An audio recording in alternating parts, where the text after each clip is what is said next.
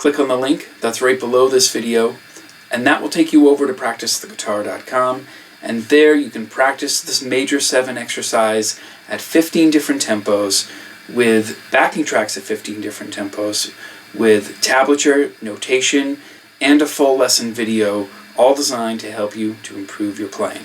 Go check it out. For this lesson, I wanted to cover something that did major 7 arpeggios and moved in 3 octaves in a diagonal fashion across the neck.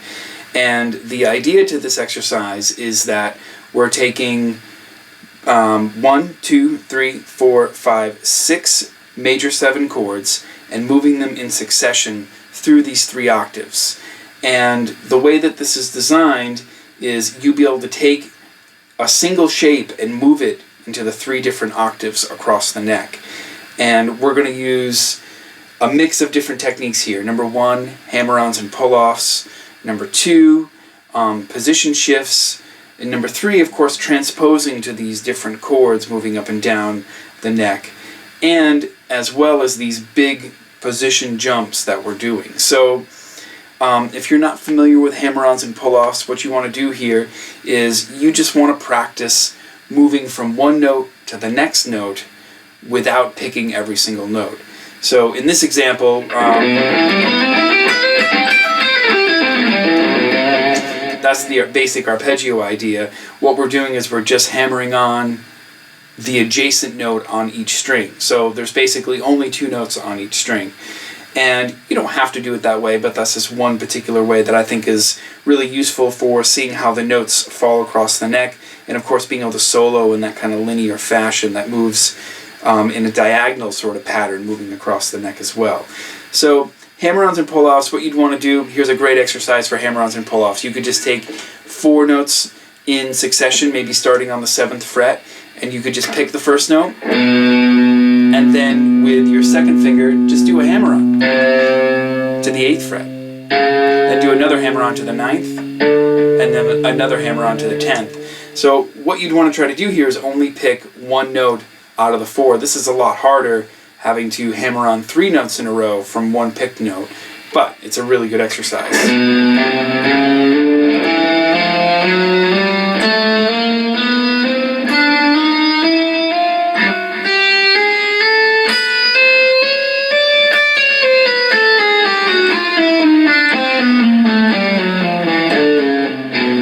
So what I'm doing there is I'm just going backwards and just doing pull-offs.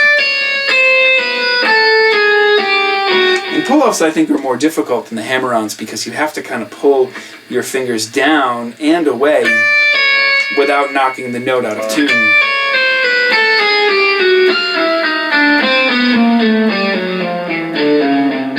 I've always struggled with pull-offs and always been better at hammer-ons. I personally think that they're easier. That's one really great way to practice hammer-ons and pull-offs. You can do this with major scales as well. It's a lot more musical.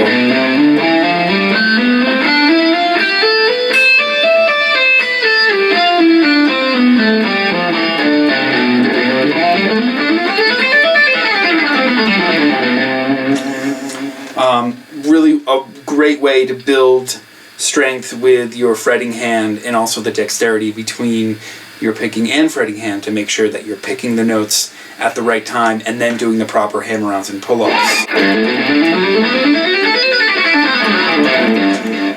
So the other thing that we're looking at in this exercise is also big position shifts, those big jumps. And the key to that is just visualizing where each one of the notes fall in the 3 different octaves. So in this case, like say if you were starting on a B, and then another B here, and then another B here, that helps you to visualize where your target notes are to get those 3 separate octaves. So that's something you could do with just simply practicing octaves on your guitar. Say, for example, if you wanted to do G, G, and then G. Now you could do the same idea with, say, not just arpeggios, but scales. So if you had...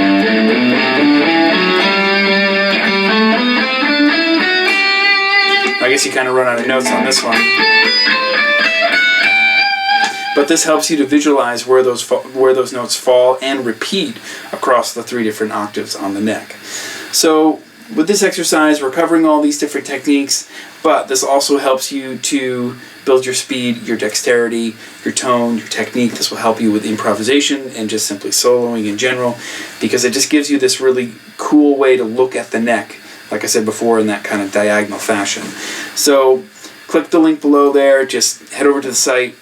You can sign up, just follow the Join Now page, and that will give you access to the backing tracks, all the videos. And the important thing to realize here is that not only am I making these videos at the 15 different tempos, but I'm also making backing tracks at 15 different tempos. So then that way you can practice along with just the drums and the bass and the rhythm guitar without having to have the exercise in the recording. So then that way you actually have to make the exercise and the licks come out without having a reference point of somebody else playing there. And there's also a lesson video for every single exercise, not just this one, but then of course tablature and notation too. So then you can get a good idea where you're moving across the neck and exactly where all the notes are. So just follow the link below there. Go check it out. Hope you enjoyed this. See you next time.